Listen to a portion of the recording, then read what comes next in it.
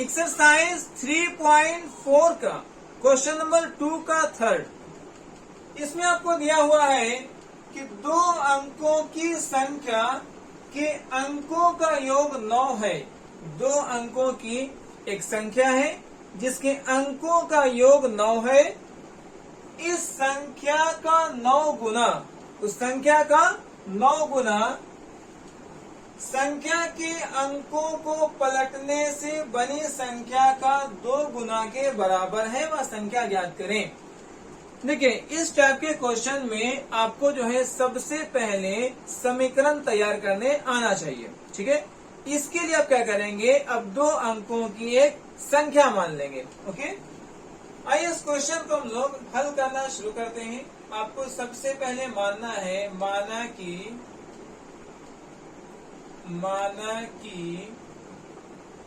2 अंकों की संख्या का जो इकाई अंक है, माना कि 2 अंकों की संख्या का इकाई अंक बराबर x है तथा दहाई अंक बराबर y है। ठीक है जी, y है। तो आपने क्या माना है, आपको मानना है कि माना कि 2 अंकों की संख्या का जो इकाई अंक है वो x है, दहाई अंक है जो y है। अब यहाँ से आपको पहले संख्या तैयार कर लेना है। क्या तैयार करेंगे, आप सबसे पहले यहाँ से 2 अंकों की संख्या तैयार कर लेंगे। संख्या कैसे बनाते हैं, तो संख्या को बनाने के लिए जो दहाई वाला अंक है उसमें 10 से गुना कर देंगे और इकाई वाले अंक को जोड़ देंगे। आपको 2 अंकों की संख्या बनकर तैयार हो जाएगी। इसके बाद कहता है कि संख्या के अंकों को पलटने से बनी संख्या, संख्या के अंकों को पलटने से बनी संख्या, अंकों को पलटने से बनी संख्या, अंकों को पलटने से बनी संख्या बराबर। कैसे बनाएंगे, ये 10 है तो 10 लिखेंगे और x को y के स्थान पर और y को x के स्थान पर सिर्फ चेंज कर देना है। ठीक है जी, जो y है उसको x बना देंगे और जो x है उसको y बना देंगे। ये आपको बन गया नई संख्या अंकों के बदलने से। ओके, अब आते हैं यहाँ से प्रश्न से, प्रश्न क्या कह रहा है। अब यहाँ से हम लोग प्रश्न से हल करेंगे। प्रश्न कह रहा है कि 2 अंकों की जो संख्या है उसके अंकों का योग 9 है। अंकों का योग 9 है। आपने अंक किसको माना है, x और y को, और इसका योग क्या है 9। तो x प्लस y बराबर 9, ये आपका समीकरण 1 बनकर तैयार हो गया है। इसी तरीके से फिर आपसे कहता है कि जो इस संख्या का 9 गुना है, मतलब जो आपकी ओरिजिनल संख्या है उसका 9 गुना। ओरिजिनल संख्या क्या है आपको 10y प्लस x, तो इसको लिखेंगे 10y प्लस x, ये ओरिजिनल संख्या है। इस संख्या का 9 गुना, इसको 9 से गुना कर देंगे। ये किसके बराबर है, अंकों को पलटने से बनी संख्या का 2 गुना। जो अंक पलटने से बनी संख्या है उस संख्या का 2 गुना के बराबर है। अब यहाँ से आपको सॉल्व करना है। 9 को 10 से मल्टीप्लाई करेंगे 90y आ जाएगा बराबर। 9 को x से मल्टीप्लाई करेंगे 9x बराबर। 2 को 10 से मल्टीप्लाई करेंगे 20x प्लस 2 को y से गुना करेंगे 2y। ओके, ठीक है। अब सभी x और y को एक साथ लिखना है, तो आप लिखेंगे 9x, ये 20 जो है पहले आकर के बन जाएगा माइनस में 20x, ठीक है जी, प्लस 90y,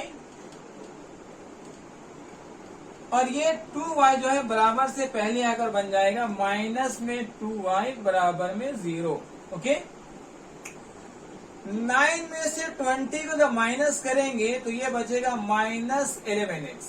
ठीक है, 9 से 20 को घटाने से माइनस 11 आ जाएगा। इसी तरीके से 90 में जब 2 माइनस करेंगे तो 88y आ जाएगा बराबर में 0। अब यहाँ से आपको जो है 11 का पहाड़ा में 88 आता है, तो आप -11 कॉमन कर लेंगे। जब -11 कॉमन करेंगे तो यहाँ से बचेगा x, ये प्लस जो है माइनस बन जाएगा। जैसा कि आपको बताया जा चुका है कि ब्रैकेट से पहले अगर माइनस हो तो ये साइन उल्टा हो जाता है। 11 का पहाड़ा में 88 जो है 8 बार में आता है, बराबर में 8 और y का y लिखेंगे, बराबर में 0। ठीक है जी। अब ये -11 जो है 0 से डिवाइड होकर के खत्म हो जाएगा, तो अब आपको बचेगा x माइनस 8y बराबर में 0। ये समीकरण 2 है।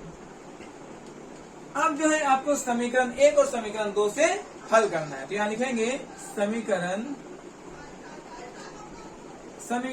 1 तथा 2 से, समीकरण 1 तथा 2 से। ठीक है जी। समीकरण 1 है x प्लस वाई बराबर में 9, x plus Y is equal to 9, ये आपको समीकरण 1 है।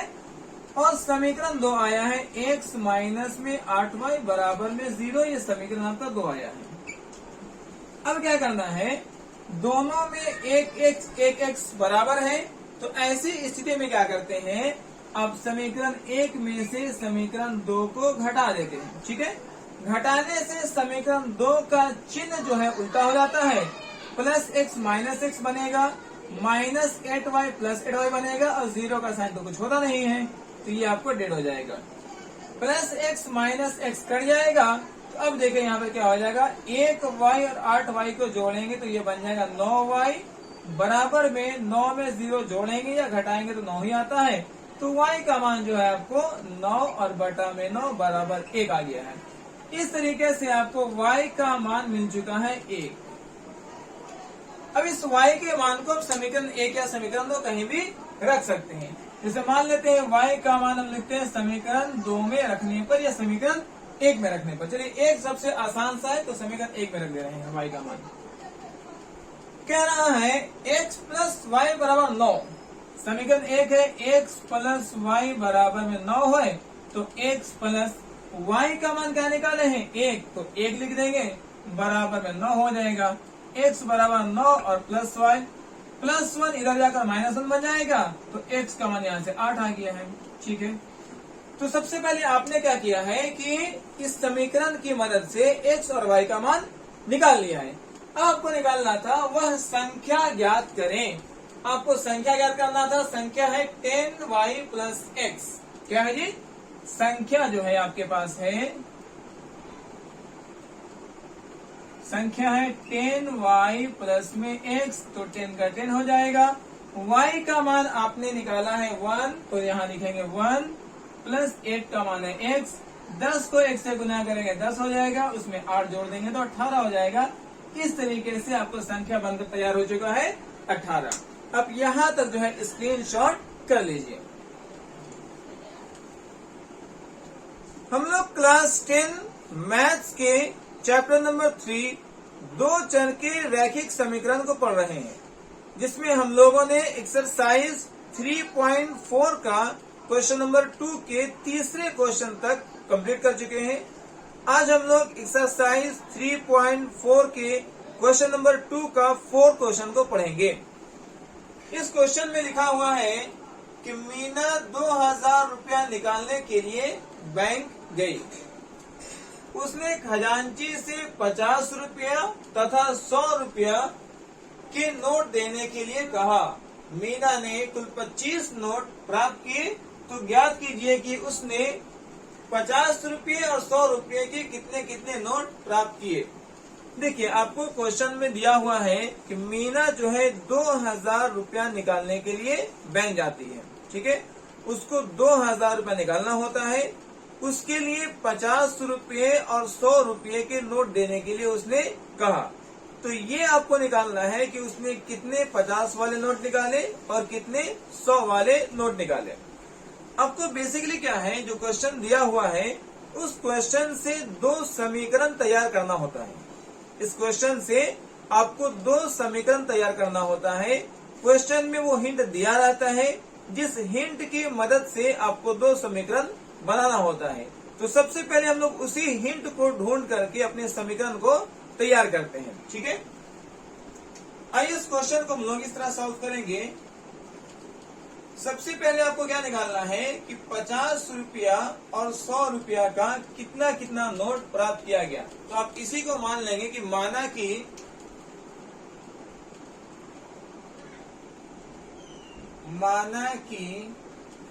50 रुपया के नोटों की संख्या बराबर x है तथा 100 रुपया के नोटों की संख्या बराबर y है। ठीक है, तो सबसे पहले आपने ये माना कि मान लेते हैं कि मीना को 50 रुपया वाले नोट कितने मिले x और 100 रुपया वाले नोट कितने मिले y। अब यहां से आते हैं समीकरण बनाने के लिए। देखिए, उसको कुल निकालना था 2000 रुपए, कुल निकालना था 2000 रुपए, जिसके लिए उसको 100 वाले नोट और 50 वाले नोट दिए गए। तो यहां लिखेंगे प्रश्न से, ठीक है, 50 रुपया वाले नोट कितने मिले x। तो ये हो गया 50 रुपया का नोट और उसको x नोट मिला, तो ये उसका कुल पैसा बना।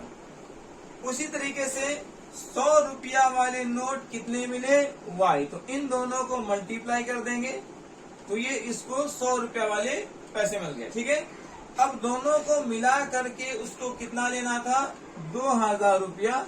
तो ये हो गया समीकरण नंबर 1। कैसे तैयार किया गया, आपको ये देखना था कि 50 रुपया वाले कितने नोट मिले x, तो इन दोनों को गुना कर देंगे। 50 को x से गुना कर देंगे, 50 x आ जाएगा। इसी तरीके से 100 रुपया वाले कितने नोट मिले हैं y, तो 100 को y से गुना कर देंगे, 100y आ जाएगा।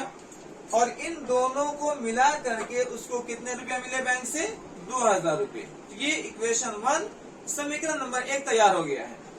उसके बाद क्या कह रहा है कि मीना को कुल 25 नोट प्राप्त हुए हैं, मतलब 50 रुपया वाले नोटों की संख्या और 100 रुपया वाले नोटों की संख्या, दोनों को मिलाएंगे तो कितने नोट प्राप्त होंगे 25 नोट। ठीक है, तो फिर यह हो जाएगा x प्लस y बराबर 25। ये जो है आपको समीकरण 2 हो गया है। अब यहां से आपको जो है हल करना है, यहां से आपको हल करना है। देखिए, सबसे पहले क्या करें, आपको सिंपल इक्वेशन बनाने के लिए इक्वेशन 1 में जो है, समीकरण 1 में जो है 50 कॉमन कर लेंगे। ठीक है, तो यहां लिखेंगे समीकरण 1 से, समीकरण 1 से। ठीक है, समीकरण 1 में दिया है 50x प्लस में 100y बराबर में आपको 2000 है। ठीक है, अब क्या करें, सभी को 50 से डिवाइड लगा दें, सभी को 50 से डिवाइड लगा दें। अब ये समीकरण आसान हो जाएगा। 50 से 50 कट जाएगा, 50 से 100 2 बार में कटेगा और ये 0 से 0 कट गया, और 5 से आप जो है 200 को काट दे तो 5 चौके 20 ये आ जाएगा। इस तरीके से आपको इक्वेशन मिल गया x प्लस 2y बराबर में 40। ये आपको समीकरण 1 का एक साधारण सा रूप मिल गया। अब आप समीकरण 1 और समीकरण 2 से यहां से हल करेंगे। समीकरण 1 आपको मिला है x प्लस 2y बराबर 40, x प्लस में 2y बराबर में 40 है। ये आपका इक्वेशन 1 है। ठीक है, समीकरण 1 है। समीकरण 2 है x प्लस y बराबर 25, x प्लस में y बराबर 25। ये समीकरण 2 है। ओके, अब यहां से देखेंगे तो दोनों में x और x बराबर है और साथ ही दोनों का चिन्ह भी समान है। तो जैसा कि पिछले वाले क्लास में बताया गया था कि अगर दोनों बराबर हो और समान चिन्ह में हो तो आपको समीकरण 1 में से समीकरण 2 को घटाना होता है, और ऐसा करने से नीचे वाले समीकरण का मतलब समीकरण 2 का चिन्ह उल्टा हो जाता है। ठीक है जी, तो प्लस x बन जाएगा माइनस x, प्लस y बन जाएगा माइनस y, और प्लस 25 बन जाएगा माइनस 25। ठीक है, ये जो है प्लस का साइन डेड हो जाएगा प्लस एक्स माइनस एक्स खत्म कर देंगे। अब यहाँ से 2y में से 1y को घटाएंगे तो सिर्फ 1y बचेगा, बराबर 40 में से 25 को घटाएंगे तो ये आपको 15 बन जाएगा। इस तरीके से y का मान आपको क्या मिल गया है, y का मान मिला है 15। अब y के मान को समीकरण 1 या समीकरण 2 में कहीं भी रख सकते हैं, जो सबसे आसान सा समीकरण होता है, ठीक है। y का मान समीकरण 2 में रखने पर समीकरण 2 है x प्लस वाई बराबर में 25 है। y का मान रखना है यहाँ पर, तो लिखेंगे x प्लस y की जगह पर 15 लिख देंगे तो ये 15 हो जाएंगे, बराबर में 25 है, ठीक है। x बराबर क्या होगा 25, जो 15 प्लस में है वो इधर आकर माइनस हो जाएगा तो माइनस 15 बनेगा। इस तरीके से x का मान कितना आ गया 10। अब देखिए, अब जो है 50 रुपया के नोटों की संख्या x माने थे, तो 50 रुपया वाले नोट, 50 रुपया वाले नोटों की संख्या बराबर x थी और x का मान क्या आया है 10, मतलब उसको 50 रुपया वाले 10 नोट प्राप्त हुए हैं। इसी तरीके से 100 रुपया वाले नोटों की संख्या क्या है जी y, 100 रुपया वाले नोटों की संख्या y है और y का मान आपको आया यहाँ से 15, y का मान क्या आया है 15, मतलब उसको 100 रुपया वाले 15 नोट प्राप्त हुए हैं।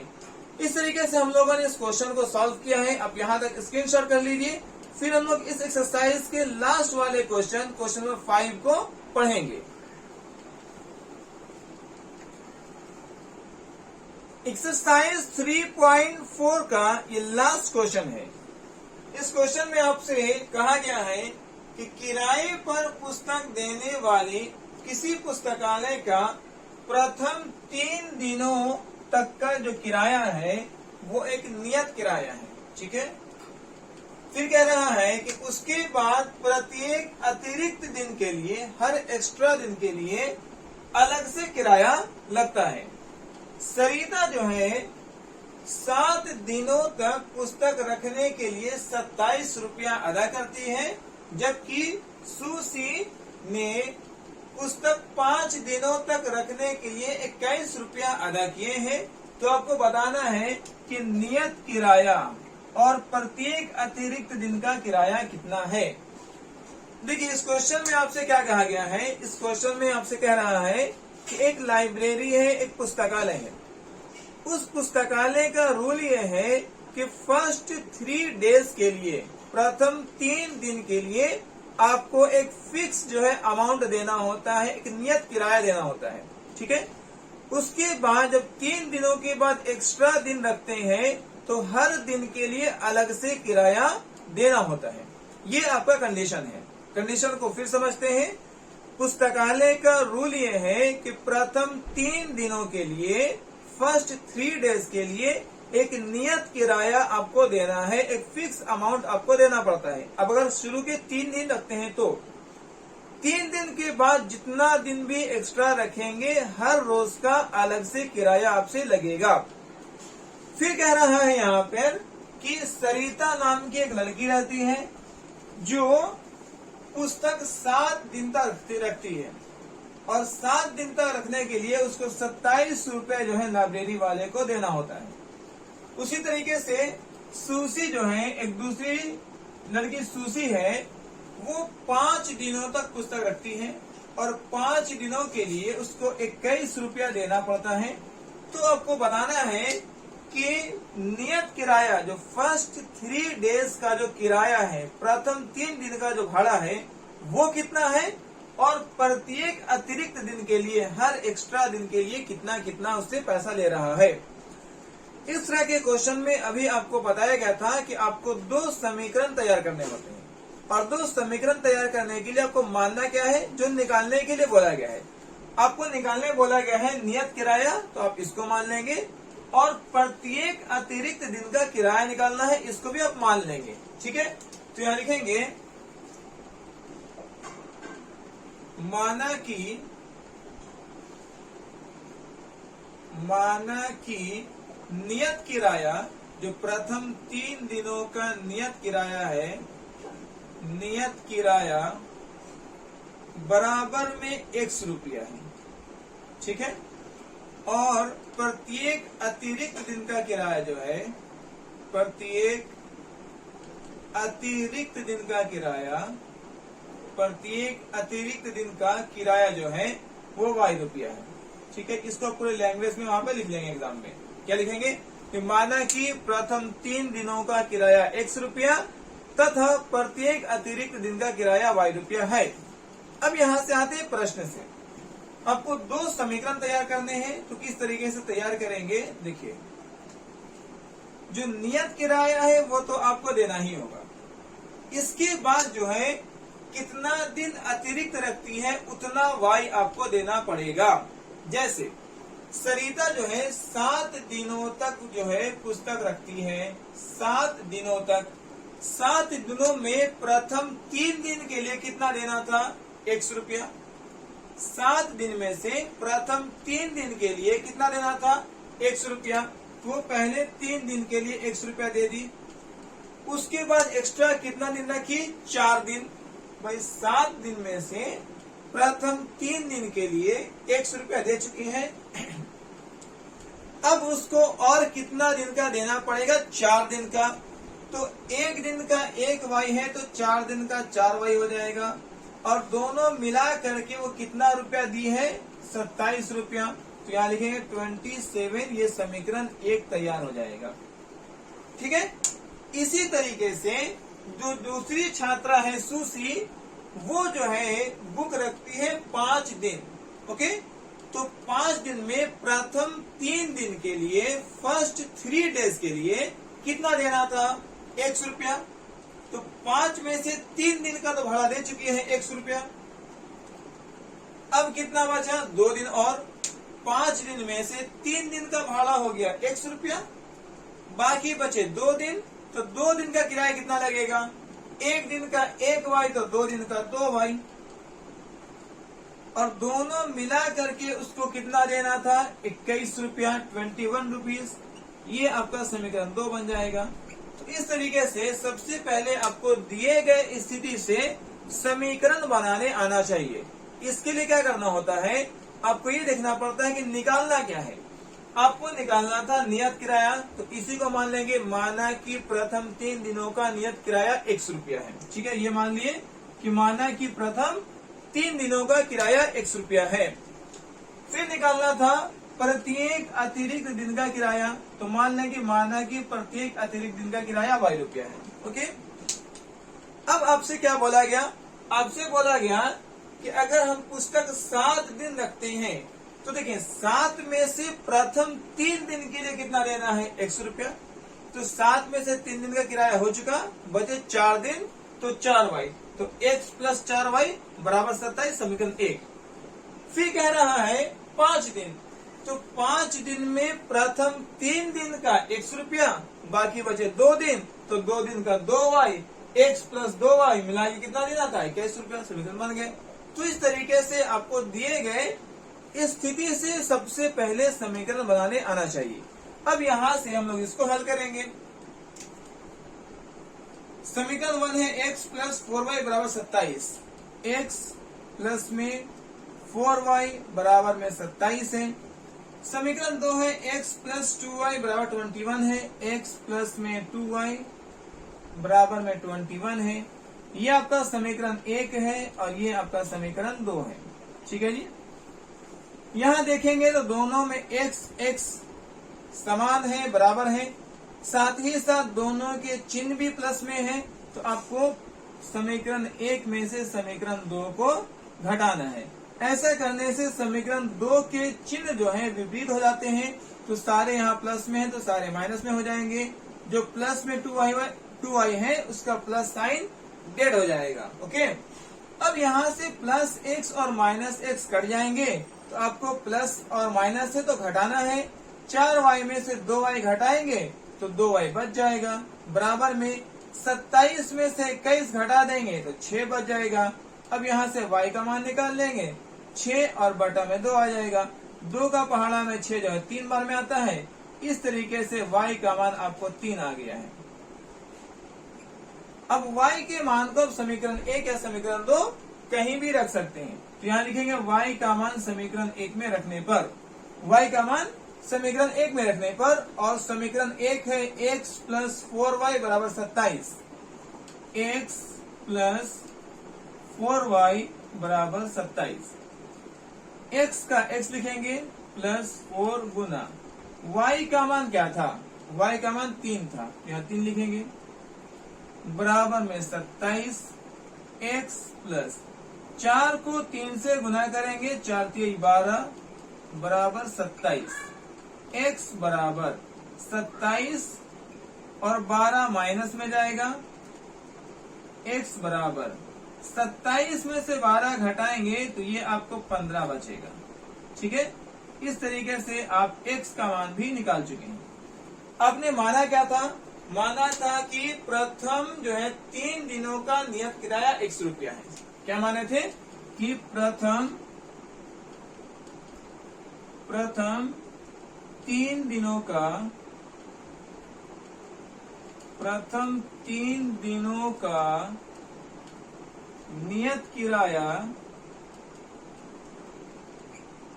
नियत किराया बराबर 100 रुपया था। ठीक है जी, और x का मान आपने क्या निकाला है, 15 रुपया। मतलब प्रथम 3 दिनों का किराया आपको क्या निकल कर आया है, 15 रुपया। ठीक है, ये आपका नियत किराया मिल गया। इसी तरीके से प्रत्येक अतिरिक्त दिन का किराया, प्रत्येक अतिरिक्त दिन का किराया, दिन का किराया आपने माना है y रुपया। ठीक है, और y का मान हम लोग जो है 3 रुपया निकाले हैं, तो ये हो गया प्रत्येक अतिरिक्त दिन का किराया 3 रुपया। इस तरीके से हम लोगों ने इस वाले एक्सरसाइज 3.4 को कंप्लीट कर लिया है। आप यहाँ तक स्क्रीनशॉट कर लीजिए, फिर हम लोग नेक्स्ट वाले वीडियो में एक्सरसाइज 3.5 को शुरू करेंगे।